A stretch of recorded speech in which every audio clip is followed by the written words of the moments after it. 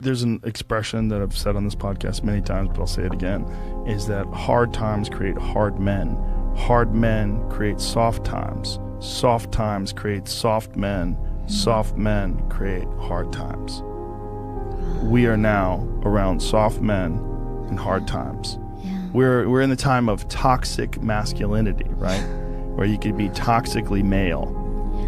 And then if you're suppressing masculinity, you're going to bring on hard times.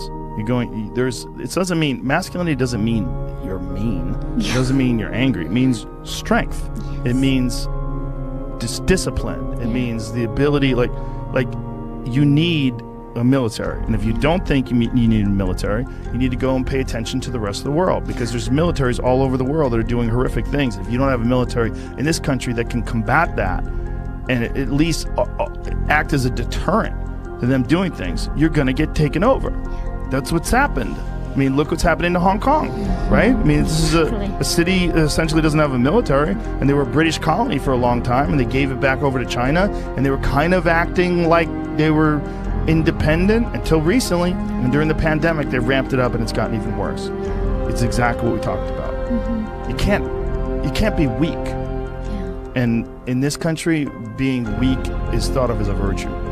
Jordan Peterson has a really interesting way of looking at this. And he said it to me once, and it made a lot of sense. He said, people think that you should be weak and you should be docile, and then you should be a pacifist. He goes, no, you should be a monster. He said, you should be a monster, you should be ruthlessly ambitious, and then learn how to control it. And it's that old expression, it's better to be a warrior in a garden than a gardener in a war. Wow. It's an old expression, but it makes sense. Because it doesn't mean that you can't be kind if you're strong.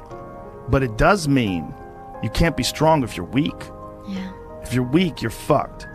And there's a lot of weak people in this country right now that are trying to take control. And they're gathering up all the other weak people, and they say, yeah, let's all be weak together. Yeah. And they're willing to embrace all sorts of ideas that have been disproven, not just disproven, that have caused the deaths of untold millions of people in Maoist China and Stalinist Russia, and it's crazy. And they're short-sighted, and they're short-sighted because in the short term, they want their tribe to win, and there's so many weak people that'll join along with them. There's so many just simple-minded dullards that just want to promote their tribe. Yeah. I mean, they encourage you to be triggered. Yeah. They encourage you to be weak, right? When you go, then they try not to expose you to any reality.